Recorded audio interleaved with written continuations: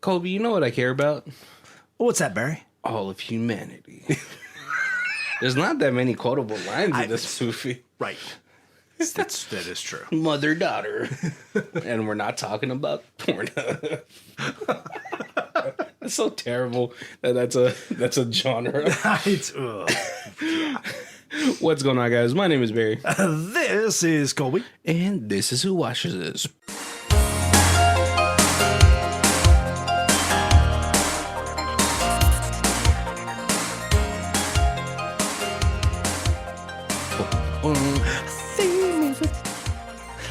So we have a new month, new category. I just with everything going on with like Chat GPT.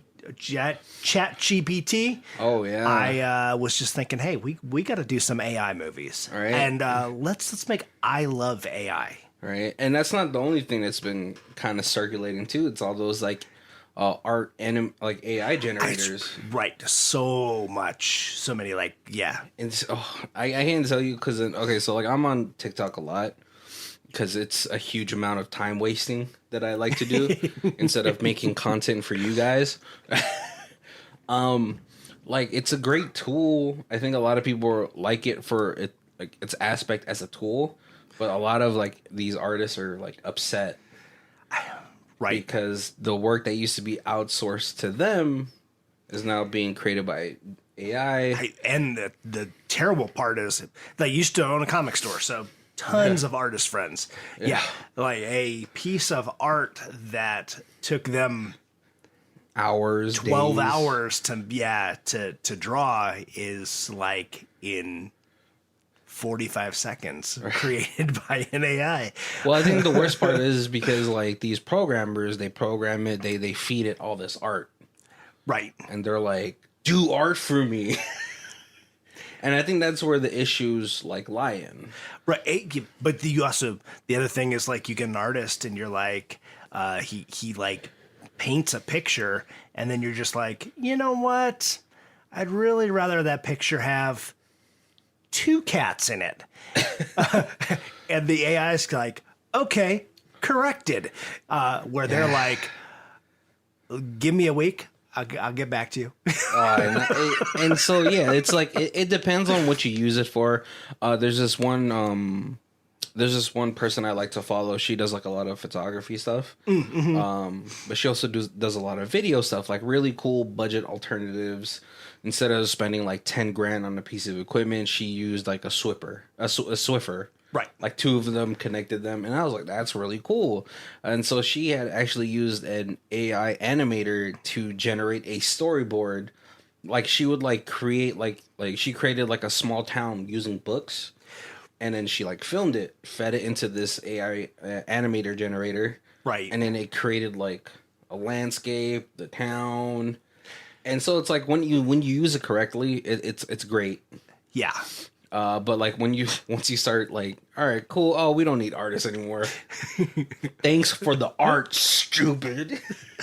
Well, they were talking like on how specific it could get, where like what an incredible tool. If you had somebody like Stephen King that has a library of like hundreds of stories, you could feed those hundreds of stories in, and then he could just tell it like story ideas that he had come up with that he hadn't written. Yeah. And it could write a book in the style that he writes. Oh my God. Now they're putting literature masters out of work.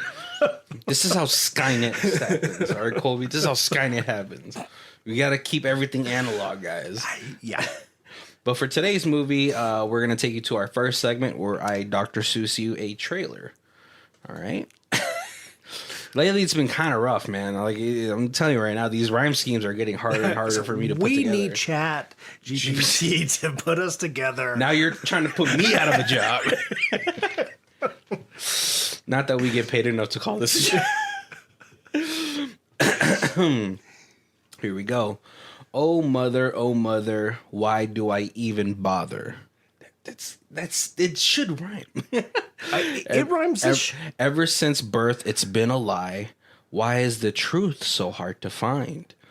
Are the things you teach me teach the truth, or is it all just some sort of Skynet ruse?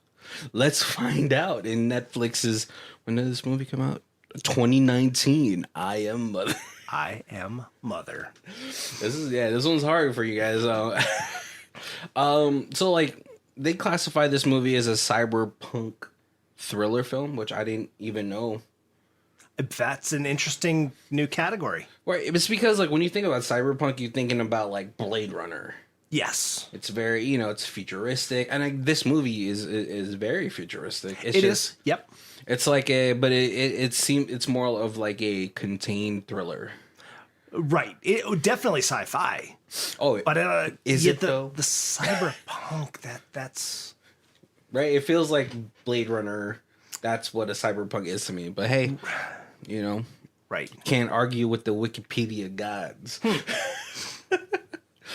Oh man, I had just a great joke I had lined up for just right now, and then it just slipped my mind.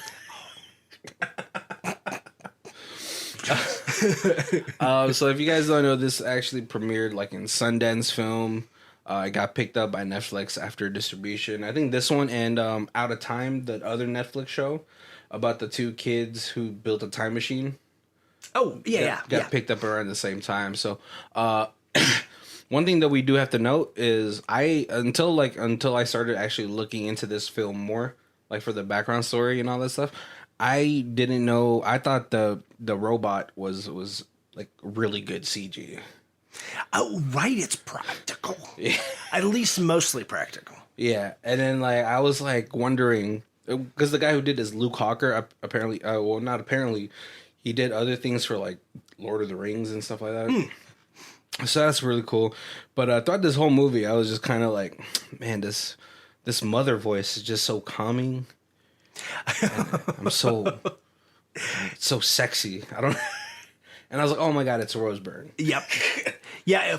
I hate when I recognize a voice, but I can't place it. That totally pulls me out of a movie. So like if it's in the movie theater, it's just like movie's over. Movie's over. I have to come back and see this a second time.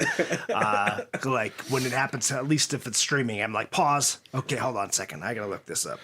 Oh, it's the person from the thing with the. It's hard because like Rose Byrne is British, so when she does the English accent or the American accent, you're like, I don't know. Right. Yep. Yeah. But so this movie starts off like after an extinction event. Right. That's happening. And so we see that this robot in this pretty cool bunker, she takes out what's it called? Like a embryo. Embryo? Like, yeah. I was going to say like zygote. Why do I remember zygote and not embryo? Zygote smaller. Yeah. It's at the conception. She takes it out. She puts it in a microwave. Basically, yep. Put it in a little super microwave. Bubble. Right, because it only takes like what, a day? 24 hours. That's crazy. To turn this embryo into a lima bean into a baby. All right, yeah. If you guys have any questionable things about like birth and all this stuff, we're not the podcast for you. We don't know anything. I just thought that was pretty crazy. And then the baby comes out, and this robot is holding it, and at this point we designate this robot to be Mother, right? Because like she's singing a song, trying to calm the baby down. And an interesting design on the robot because it's, standard Android robot kind of thing, but it's got like soft pads that like turn orange that you could tell are like warming pads. It's like right as they hold the baby, it's like to be the perfect mother. The perfect mother, right? To be able to coddle. Yeah, and then all of a sudden it gives us like a date update, and it's like 18,000 days. Yeah. Which a lot of people I watch a whole bunch of YouTube videos on this have noted that it's 38 or 37 and a half years later. Right. I noticed it and I was like, whoa, that's a long time, but I didn't calculate it. And it changes the story that you're watching if you calculated that. Oh yeah, because like when I was thinking about it, I was like, That's a lot of fucking days. And then like we get the first glimpse of the character daughter. Right. Like no one has any names in this. It's mother, daughter, stranger, Woman. Yeah. yeah, woman. But I was like, it bothered me because I was like, I saw the date, and then I saw the daughter, and I was like, man, she looks really good for 38 or something. And I was like, oh, she's a teenager. And you get the little quick rundown. where like they like show her as she's like yeah, progression. yeah, like as an infant, 2, 5, 7 maybe, and then 18. Yeah, but like the thing about it is though, is like you don't know if that's the same kid, right? You assume at this point, if you didn't do the calculation, Yeah. you have no reason to question that it's the same kid. I questioned it the whole time. I was like, that's not the same kid, I think. But no, we get a whole bunch of like day by days on like what's going on with the mother and the daughter, and the mother is teaching this daughter how to do a lot of things. She's teaching him like she's pretty much her primary educator, Right. and parent. She's teaching her, and like one of the first things that we see is that she's taking these tests. Right. Yep. Right, and then she's like, and the mother's like, "Oh well, we don't want your scores to be like last year. You have to get better." Right. And so you're like, when it starts, you're assuming, oh, this is gonna be like math and English and history kind of, but there's a lot more like psychological evaluations in the tests as well. Yeah, because one of the questions is like, "Oh, if there's 5 people that you need to save." And you have to like sacrifice yourself? Well, yeah, so there's 5 people who all have a failing organ, a different failing organ, and they'll all die. And there's one person who has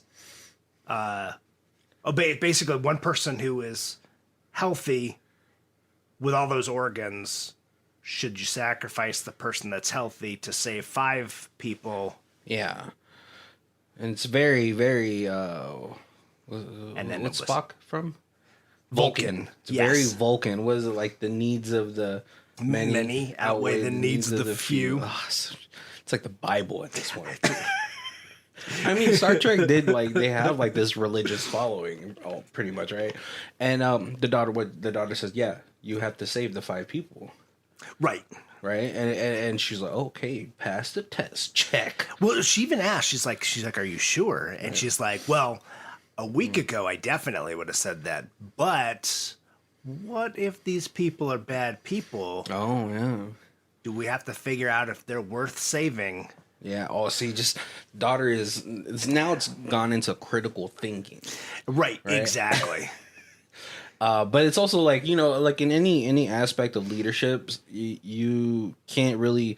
It's funny, right? Because when you're working in any job, the moment you become like manager, team leader, the dynamics of like the team change. Right. Because like obviously the team still looks at you like, oh yeah, we came up together. But now you're like, oh yeah, but I need you to work this Saturday. Yeah. So you stop becoming work friends. Yep. And even being friends outside of work is kind of difficult because then you don't want to say something that you're not supposed to. Right.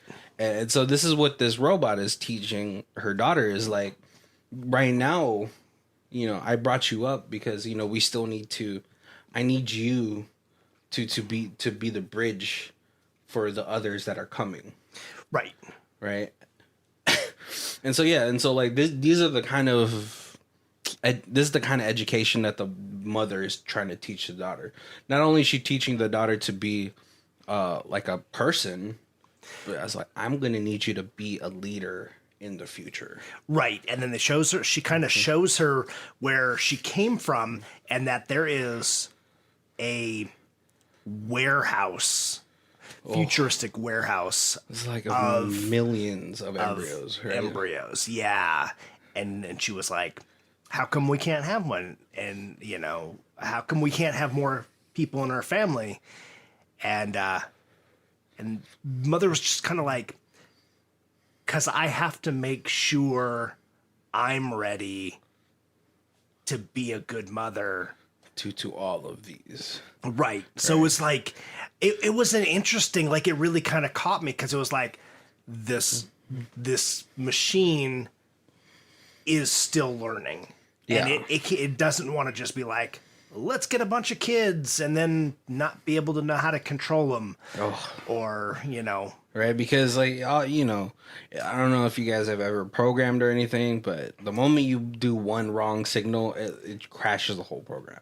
Right. And obviously the mother is still trying to adapt. It still needs to learn more and more and more. Right. To be able to handle humans who are so unpredictable. Exactly. Because in any aspect of an extinction event, it's usually our fault. It's hubris. It's like, it always starts off with like, yeah, all these nations bombed each other, even though knowing the aftermath of what a nuke could do. Right. Russia and Ukraine, and they're threatening nuclear. Like, I know Einstein's mad about that. If you nuke the country that's next to you, you can't take it over. It's now just uninhabitable for I don't know what the half-life is of radiation, but it's pretty fucking bad. Like I think Japan is just all right now. Right. It's been like 60 years. Oh my God. Right. Still can't go into Chernobyl. That whole area is still blocked off. Yeah, especially without a Geiger counter and like a regulated, like a nationally recognized tour guide, right, to take you into the only safe places. And so the daughter, obviously, like she's around 18, very, when you're in a bunker like that, cabin fever starts to set in. She starts to ask more questions, much more curious now than probably when she was a child. Oh, right. Yeah. Because you just think about being a teenager. Like, when your mom told you what to do when you were 10, you did it. Yeah. And, your mom and your dad were your friends. You hung out with them. And when they're like, hey, let's do dinner, by the time you're like 16, you're like, I'm going to go eat at Scott's house. Yeah. Who you fucking Scott? No, and so so the daughter, like, this movie is hard to like really talk about in a linear aspect, so I think it's better for me and Colby to talk about it more as a progression of her psyche. Right, yeah. Right? And so like so she starts to wander around the bunker while mother is doing her rounds. And it's huge. It's a huge bunker. They've got a medical center, they've got like a whole food center, they've got library, a almost infinite amount of food because they're supposed to have enough food to be able to feed as many babies as they turn into people, or embryos that they turn into people. Yeah. So she still has a lot, but obviously you still get cabin fever. Right. And the idea is that you can't leave the confines of this shelter because there's a contamination outside. A nuclear one. But they didn't necessarily say that, but that's kind of the idea that you get. Yeah, because she starts to ask questions about the outside, and mother's like, no, you can't go outside. It's still pretty dangerous. Right. No, okay? Like, just relax. Until she, like, when the daughters wander around the bunker, she starts to hear a voice outside. Well, no, first, they have flickering lights, and she goes to try to find what the lights are, and she finds that a power cord is chewed, and so she fixes it. But then in that she finds a mouse. Yeah, and mother's like, "Nope, we can't keep it. We can't. Yeah, it might be contaminated. Yeah, contamination is a problem. Throw it in the furnace. Yeah, burn it." But see, that starts to raise questions for daughter. She's like, oh, this is the first other living being I've been able to see. Ever. Right. But has it always been inside the bunker? And if it has been, where is its family? Right. So now questions are arising, and then the daughter hears the voice outside. Yeah. And what is she yelling? Like, oh, please help me. Yeah. I've been shot. Yeah. And so first she puts her in like the little halfway, like the... Right, because there's like a little, like a... Airlock. Yep. I just made the noise of... to decontaminate her. And she's fucking freaked out. Right. She's like, oh my God, a woman that looks like me, but 30 years in the future. Yeah. Or 20 years in the, I don't know how old Hilary Swank is in this That is true. They did look because close. Yeah. So much alike that even before you saw Hilary Swank, I was like, oh, daughter's going to just turn into Hilary Swank because she looks just like her. Yeah. Like, the same, like, obviously not the same. Like, she didn't look like Hilary Swank in Karate Kid 4. Or Mr. Miyagi goes to, like, I don't know, Massachusetts or something for a summer. But close enough, like, brown hair. Right. Same features, right? But, like, yeah, she's like, oh my God, another person. And then, like, I forgot, like, Mother, like, she gets interrupted by Mother, but then she's able to sneak her in after putting the hazmat suit on. Right. Because Mother goes down to recharge for 2 hours every night. Yeah. So it's in that 2 hours that she's got her little bit of teenage freedom to, like, wander and explore and look at things that maybe she's not supposed to. Yeah, because to actually question things. Yeah. But Mother wakes back up. She's able to, like, stow her away. Yeah. But then when the woman sees Mother is a robot, is a fucking robot. Yeah, she's like, oh my God, she's a dozer, and dozers are here to eliminate humans. And so obviously, like, when they finally have this confrontation, Mother acts like Mother. She's like, well, here we have penicillin, but she has medicine, right? And Hilary Swank's like, nope, right, nope, get out of here. Yeah, and she's like, and Hilary Swank has a gun, and she tries to shoot Mother, but then the daughter stops it. Well, yeah. Well, the daughter stops Mother. Stops Mother, and then also stops Hilary from shooting Mother and damaging her. She just, like, kind of nicks her. Oh no, she takes, like, 2 shotgun shells to the chest and still is, like, coming at her like the T-1000. Strong Mother, strong. No, but so, like, they figure out. Hilary Swank doesn't want to get touched by Mother, and so the daughter proposes, like, "Oh, how about I do it? How about I do the surgery?" I was like, "Oh my God, this 17-year-old knows how to do surgery." It's a little bit of time where she gets in there, and Mother's like, "Hey, you need penicillin. Yep. I see that your gunshot is infected." Yeah. And she's like, "Don't touch me." And she's like, "Okay, well, if you don't want me to, I'll just leave the penicillin shot here." And you can do it yourself, if you feel like I'm dangerous, and then just kind of leaves. Amazing manipulation tactics.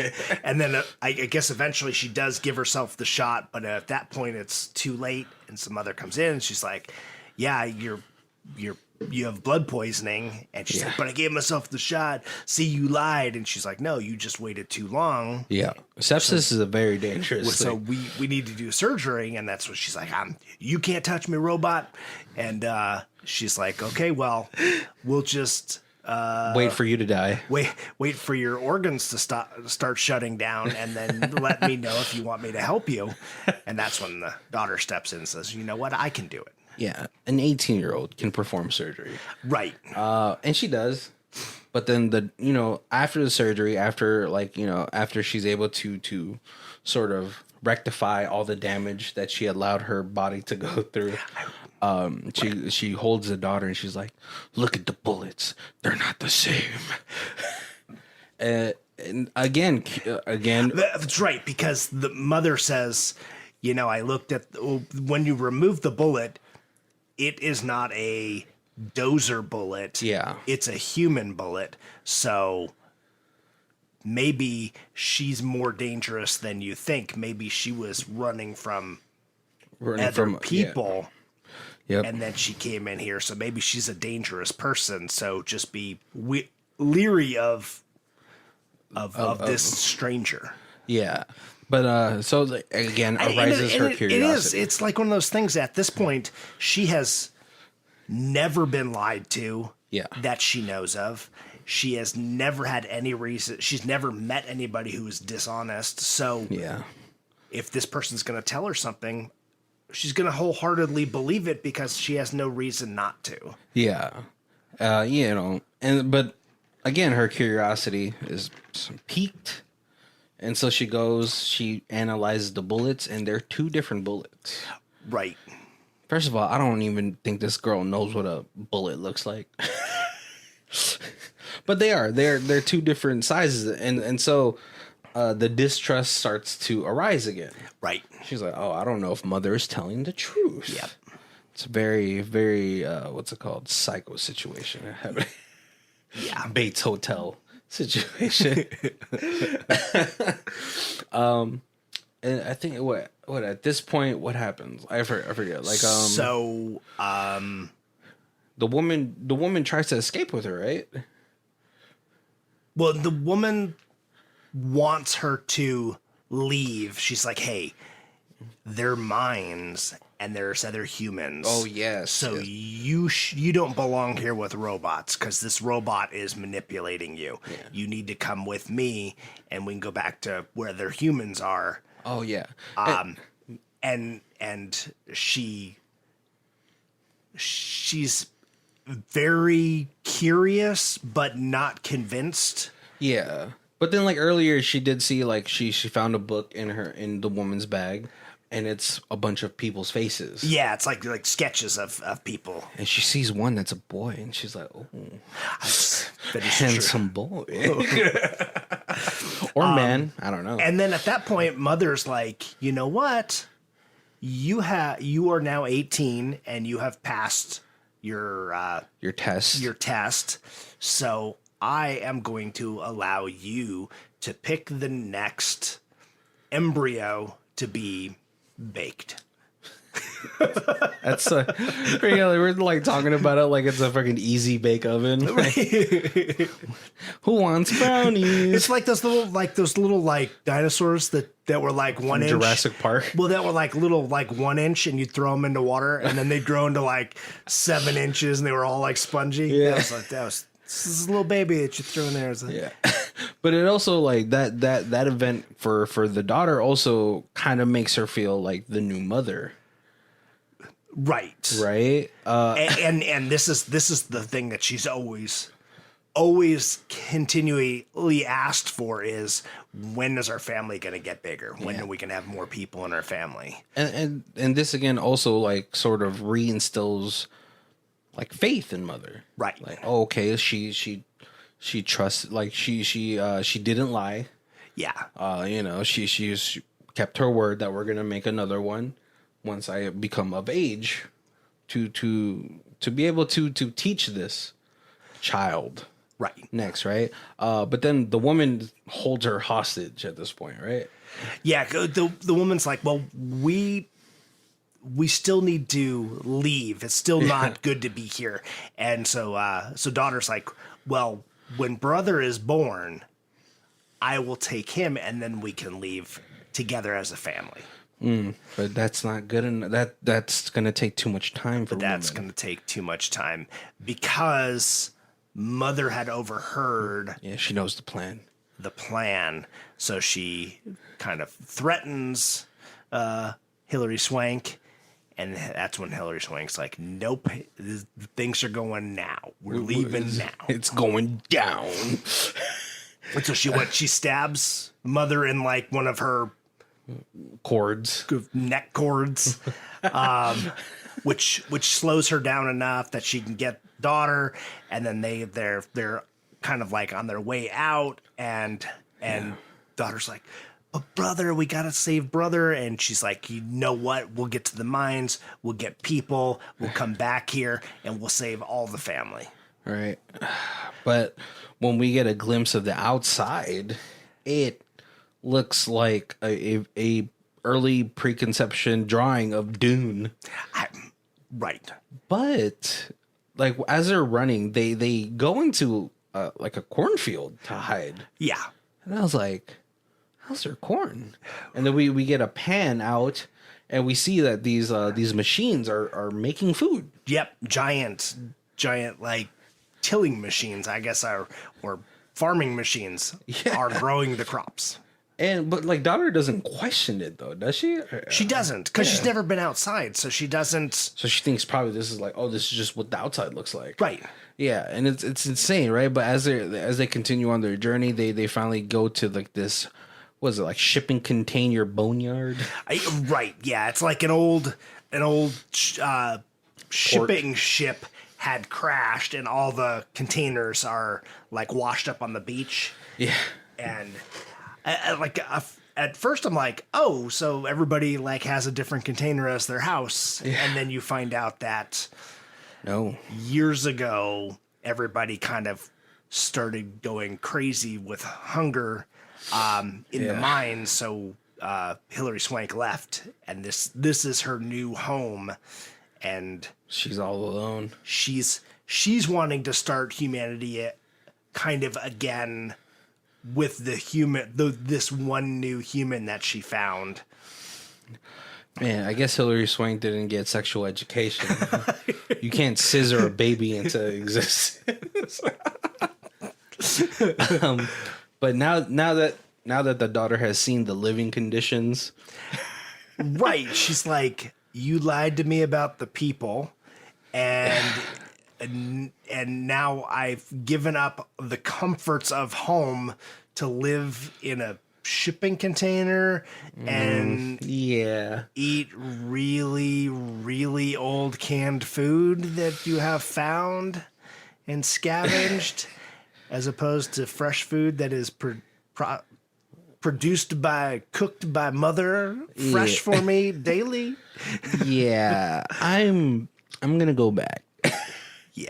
And what is like Hilary Swank super upset, super pissed. Right. And she's like, well, just sit on the beach. I'll cook us some food because you'll think better once you have some food in your stomach. And so she goes in there to like cook up some weirdly canned corn after they just ran through all the cornfields. Yeah, and that's when she takes her time or moment to escape, right? Yeah. And goes back to mother. When she goes in there, mother is holding the new baby. Well, when she gets to the bunker, there is a bunch of dozers with fully armed. Yeah, to the teeth. And then she's like, I need to speak to mother. And the dozers kind of make way. Split aside and allow her to re-enter the... I don't know if that was supposed to be a biblical reference to Moses splitting the Red Sea. I don't know. That could just be me reaching, though. And when she goes back into the bunker, mother is, I think it was like pretty fully repaired or something, holding the new baby. Right. And so she picks up, daughter picks up an axe. Yeah. And she's like, let me see brother. Yeah. And she's like, yeah, just come in here. You could see him. Yeah. Very menacingly looking. It's that I'm going to talk in such a sweet voice that it makes me even scarier. I know. I don't know who Rose Byrne is like married to, but I feel like that's the voice she puts on when she's really mad. Right. Yeah, and at this point, totally getting like Terminator vibes. Yeah. Very menacing, but then my pants got tighter. I don't know what happened there. No, but then mother, like, she talks to the daughter, and then mother's like, it's okay, it's fine. Almost like she was complacent. Like, he was like, I think it's time for you to be the new mother. Right. And then she's like, she tells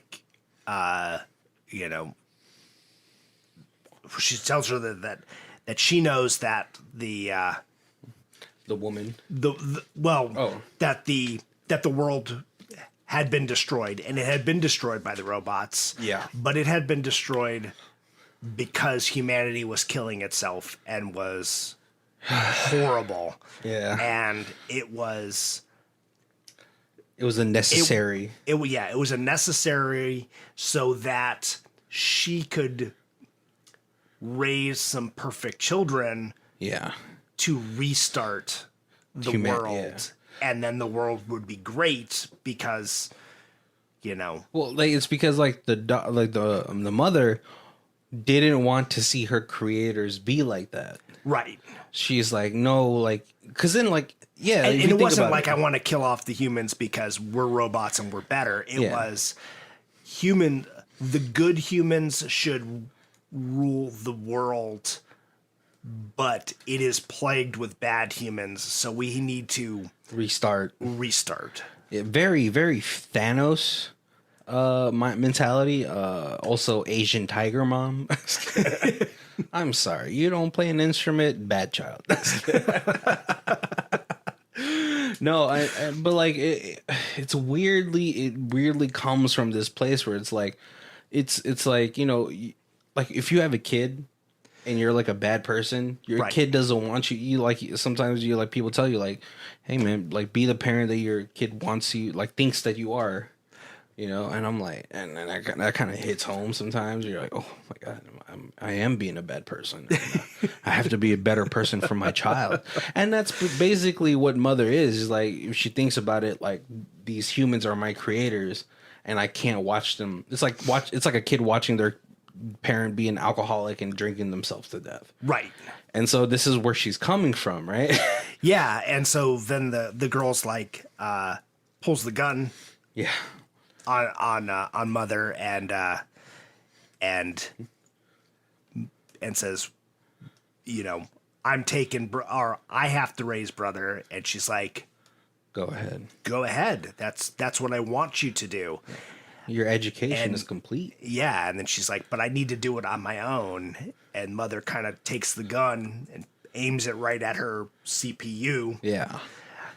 She does make the comment that I will always be here. all the computer or all the dozers Yeah. are one consciousness. Yeah. So even though this, even if you kill mother, she is still in every robot. Yeah.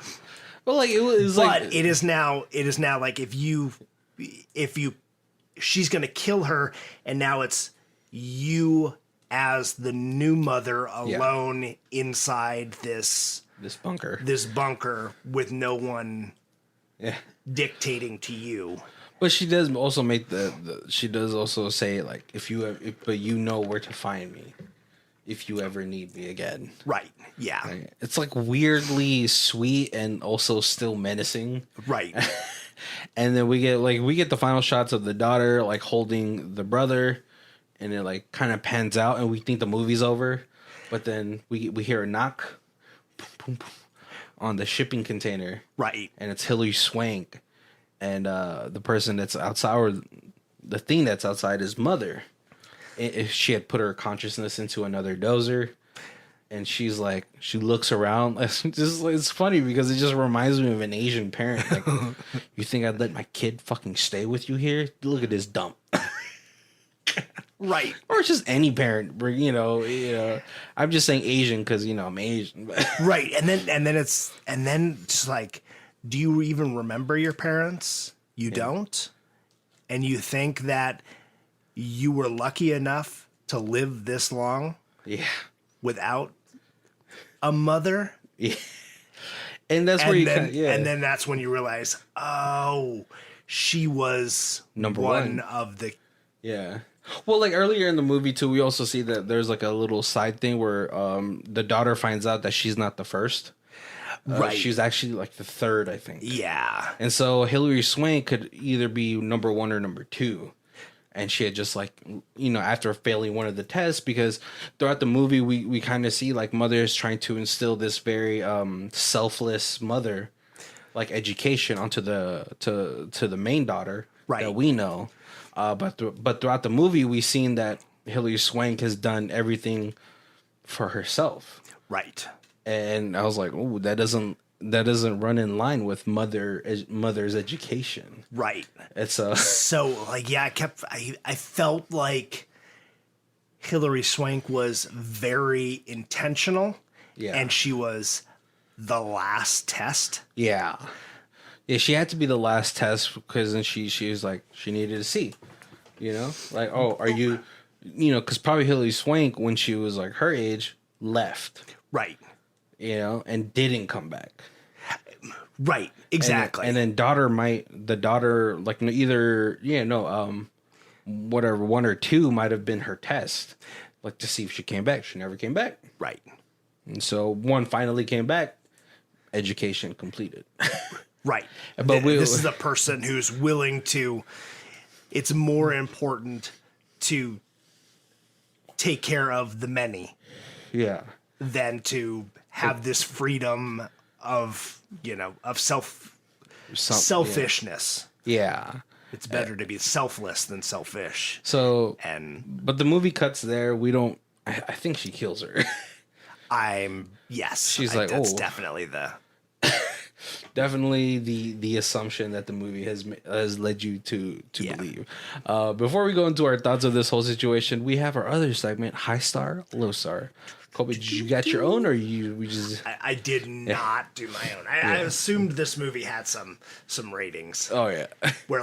where we had previously done a Tubi, and a lot of the Tubi movies are new enough or underwatched enough that there's not good ratings. Okay, so we got an 8 out of 10. That's how you make an interesting sci-fi movie. Good little sci-fi movie that kept my attention during the entire movie. I Am Mother is the perfect example that you can make an entertaining sci-fi movie without having a huge budget. The cast is very small, basically just 2 actresses, Clara and Hilary, and another Rose for the voice of Mother, but it is all it is needed to make it interesting. They all did a good job playing their respective characters. It's the kind of stories I enjoy: post-apocalyptic ambience, robots and or artificial intelligence taking over. It's all well done, intriguing enough to stand out from the rest, much better than some of the high-budget sci-fi movies. I can't see much people disliking this movie, not if you're into this genre. And then we have a 1 out of 10. Predictable and very slow moving. Without giving any spoilers, I did think quite early on, is that what this movie is going to be about? And I was proven right. I think this was massively overlong and yet also massively underwritten. Much more time should have been spent before the introduction of Hilary Swank's character, establishing how normal and loving the relationship was between mother and daughter. Then, when Hilary Swank's character did appear, events could move quite quickly to a more compressed and satisfying conclusion. I think that's a little bit... Yeah, that's fair. I totally felt the connection between the daughter and mother. Yeah. I don't agree with that portion of this, because I totally felt that, this is as much as a child could love a parent that wasn't necessarily a human. Yeah, I think what would have made more sense and still have kept the the under assuming misdirect of time is if throughout her stages of life it showed them growing up together, or her growing up with mother. And then you could still kind of assume that they're the same person.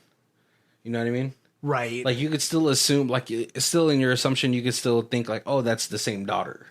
Right. And then that, I think that could have really built up that relationship even more. But they did clips of her as an infant and being coddled, and then mom playing with her as a toddler with the little blue bunny, and helping her when the baby's crying. And I just think people just wanted a little bit more interaction. That doesn't hurt.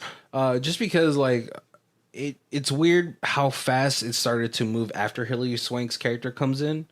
Right. And then she does come in quite early. I think she comes in about the 30-minute mark, and there's still an hour left of the movie. Mm. Yeah. Or and also they could have taken a little bit of time to show a little bit of Hilary Swank's journey to there. Maybe not it doesn't have to go super deep, just her going through the field, finding this facility, or quotes finding the facility, because she probably came from the same facility. I Or maybe she didn't. It's Yeah, because then she would have known it was a dozer. right. I was in there. I don't know. Yeah, I liked that you didn't ever see outside until they escaped. Oh, that's true. Like, it gave you the surprise of what the world outside was going to look like. Oh, You saw it at the same time as daughter. yeah, that's true. Or maybe like you could have after like their journey to the shipping container. You could have seen that. I don't know where you put it in where it kind of keeps the mystery of the outside world, but I think that would have been nice, like a little bit of padding, a little decent padding of the time. But I'm like mixed between both like reviews. I do think like it would have been nice to get a little bit more time with mother and daughter, not just like the good times, but also the discourse like when she's younger. Like she's like, oh, what is it? What's a sky? How was the time before? And we do get a little clip of that when she sees Carson. Right. I thought that was an interesting choice of like, hey, if you're going to teach a child like humor and interaction, that you would use Jack Black an old night like the old Tonight Show. Yeah, with John Carson. It was like before TV got as big, as raunchy as it is now. Yeah. Like now, like you didn't have people coming on like singing, about their butt and there's no twerking videos there. No twerking videos. Johnny Carson was like super polite to everybody, even though there was like humor.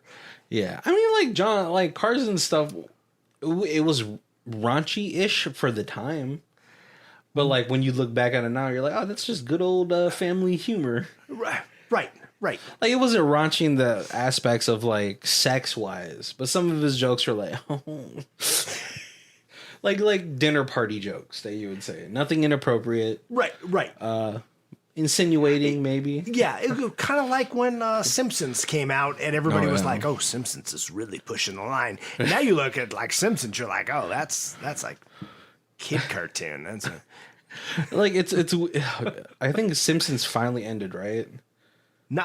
I think it's still on. Man, yeah, like it's funny now because like Simpsons, it used to be super raunchy, and then Family Guy came out and South Park and stuff like that. Right, and now you look back at the old Simpsons and you're like, who would have ever been offended by anything in this? Hey man, don't have a cow. Yeah, right. Oh, he talked back to mom. He told her not to be a bitch. No, wait, that's not what that means. Yeah, dude, Brad called her a fat cow. And I still like the first 8 seasons of The Simpsons I watched religiously. Right. Like remember the big event of who shot Mr. Burns? Right. Swept the nation. It did. I think it's just funny because like The Simpsons to me is like it's obvious it's a more family friendly version of Family Guy. But like The Simpsons had like just so much, it has a lot of heart. Like and it tackled a lot of like actual issues. Like I don't know if you remember this, but remember when Homer only had Bart and Lisa and he was able to quit his job at the plant and he was able to do something that he really loved, but then Marge found out she was pregnant and the money was getting tighter, so he had to go back to work. And then Mr. Burns like put a little thing because the way he quit was like how everyone wishes to quit, right? And he's like, "Don't forget, you're here forever." And he's like, "Oh, how come you don't have any photos of Maggie?" And he's like, "Oh, I have them where I need them the most." And it's like, do it for her. And I was like, oh, what a fucking dad, man. That's right. As much of a fuck up Homer was, he made sure his family was okay. Right. Yep. I think oh my god, no, if she tried to show the Simpsons, she would have been like, oh my god, radical, too radical. Look at the father choking the son. It had quite I would say The Simpsons was like sort of the last remnants of domestic abuse is hilarious. Child beating is fine. It's funny. Oh man, yeah. And so like this whole movie felt like some sort of like it was just like a test to hopefully bring about a new humanity. Right. Somebody else had pointed this out, because I always kind of watch everybody else's reviews too, just to, be like, what did I miss? Because sometimes I miss something. But somebody else had pointed out Hilary Swank, a number of times they show her holding beads. Oh yeah. And then when they're in the shipping container, she has a statue of Virgin Mary. Yeah. And the beads are around her neck. And it was like, oh, these robots are also like, religion is so illogical. Yeah. We need to get rid of that as well, because Not gonna lie, I agree.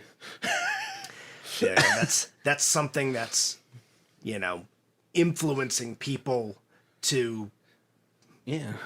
It's funny that Kevin Smith's Dogma kind of puts it in the best perspective, is like, you can change an idea, but changing a belief is much harder.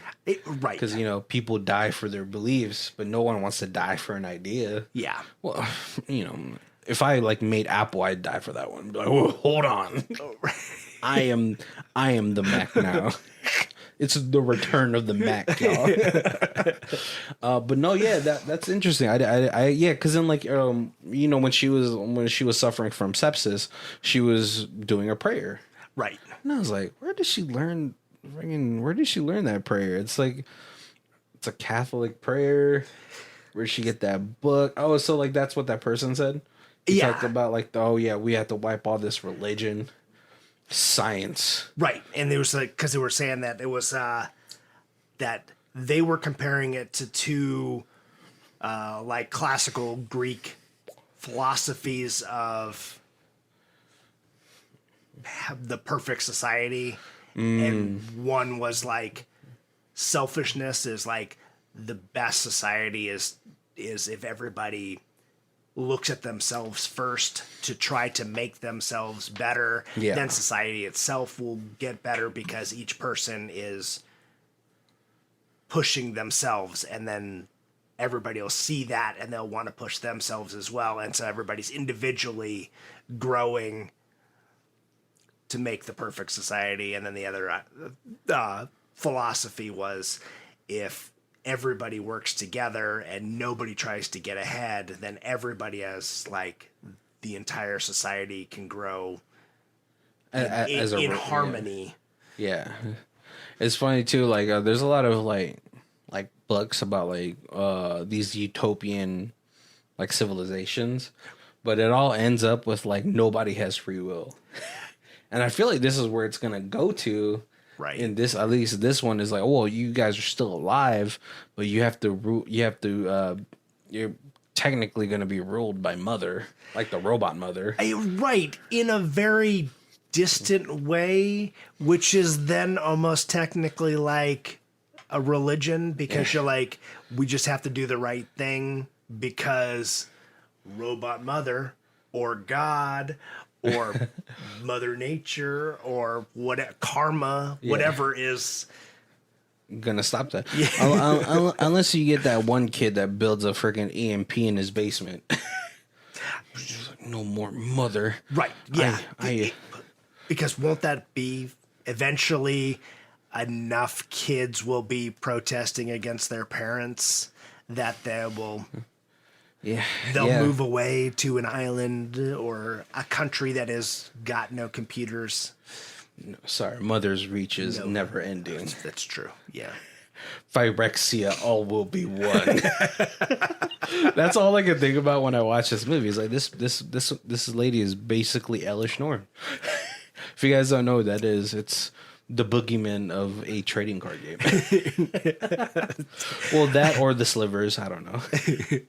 It always kind of makes me think like, it sounds so dumb, but like when I watch movies like this, I hope that the computers don't just think that we're a plague that needs to be eradicated.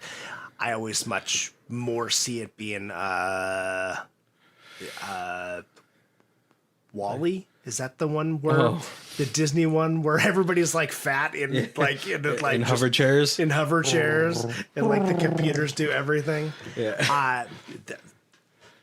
If you really think about, like we were talking Chat GTP, that's going to get better and better.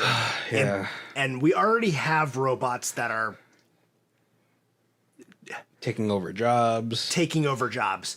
You get a computer brain that can continuously make that robot better and better every single generation. Yeah. Every single computer generation. It's like every year. Yeah. It will be very short amount of time before their evolutionary 75% of the jobs are taken over by computers. Yeah, their evolutionary growth is exponentially greater than humans. They're like, dude, you guys didn't know what a circle could do for you guys? A wheel. Somebody made a joke about that. They were like, the greatest tool we had 100 years ago was the ability to domesticate the horse. Yeah. And now the horse is 100% decorative. Yeah. It's there's absolutely no reason for horses. We don't eat them. I mean, we don't use them for any kind of service. Yeah. They're completely like, it's a luxury now. It's a luxury. Yeah. Well, first of all, I think Mongolians eat horses. I think horse meat is a delicacy in other places of the planet. Yeah, man, we don't know when we'll be the new horses, you know? We'll be running around racetracks like robots are betting on us. Right, exactly. Sooner or later, it's just going to become the Matrix. We'll be batteries. Right. All right, guys, we're coming up to our hour. Thank you guys for joining us. Make sure to check out our other months. We have Nicolas Cage month. I feel like I was gonna mispronounce Jean-Claude Van Damme, but we might have to have a Jack Nicholson month. Ooh. I feel like he doesn't do enough movies anymore that we can't even talk about. What we could do is we do old ones though. I know. He's in 100 movies probably. I need him to stop sitting courtside at Laker games and start getting back to acting, Jack. But yeah, we have a bunch of theme months. We also have holiday months where Halloween and Christmas is our biggest themed holiday months. Always Christmas. Yeah, and always Halloween. Yes. Very up in the air which one's my favorite. Right. It was never do a Valentine's Day because, we don't love. Plus, I don't know what's scarier, like October or being alone for Christmas. But if this is the first time you guys are joining us, we do our reviews in 4 different sections. We have Stream It, DVD It, Blu-ray It, and the Ultimate Box Collection. Colby, where are you at for this one? I loved this movie. This was right up my wheelhouse. I would totally Blu-ray this. Yeah, I think that's pretty easy just because of you could also all the behind the scenes stuff. Right, especially since it's practical robot. I would love to see how they build that. Yeah, we could see that. Maybe we can get some lore on the time because we don't have they never tell you what year it is. Right, because it starts with day one after extinction. Yeah, so we're very blind to what year it actually is, and then by the time we get to the main storyline, it's almost been pretty much 40 years at that point. So we don't know. Right, we don't know, and so it'd be kind of cool to see how that all progressed into what happened to the extinction. So that'd be really cool. Obviously, we get behind the scenes of the guy in the suit. Right. Which is awesome. I heard cast members said that they had to sometimes speak really loud because inside the suit had a whole bunch of fans going on because it moved and all that stuff. It was just super cool. So yeah, I think that warrants a Blu-ray. Right. Yeah, it all takes is a little fan to keep you cool, but it's also only takes one little fan to make you die. Make 75% of the ambient sound around you go away. I didn't have a Boba Fett outfit, but at my store at one point, somebody had built a Boba Fett hat and it had a helmet and it had a fan in it, and you only had to wear it for like 3 minutes and you were already sweating. Yeah. And then you turn that little fan on and it was like, it was quiet, but it was like a, Yeah. and that just was enough to cut, like it made it Drown out, super hard to hear anything that wasn't directly aimed at you. This is just crazy. Yeah, like I heard like Don DeHaan in Amazing Spider-Man 2, he had to get like he almost like had a fucking heat stroke. And so they had to like install like cooling like tubes that would like run while he's out. I was like, Right. man, all that for a subpar Green Goblin costume. Oh man, but yeah, make sure to check out down below, guys. We have our Amazon affiliate links, which which would get us to Roadhouse. I'd like a steak on you guys. Until we're able to like set up our Patreon, you know what I'm saying? Absolutely. Yeah, and we got our socials. We're getting, our numbers are slowly growing. Thank you guys. So definitely get in there, subscribe, follow us, Instagram, Facebook, Twitter. Yep. We post this not as often as we should, but as much as we can. Yeah. I really should post one. I do nothing anymore. All right, guys. Thank you guys for joining us. My name is Barry. This is Colby. And this is Who Watches This. If you guys want to check out who does the theme music, it is Lee Rosevere. It's called Arcade Montage. It's on our album Music for Podcast 3, and our Bandcamp is down below. Thank you.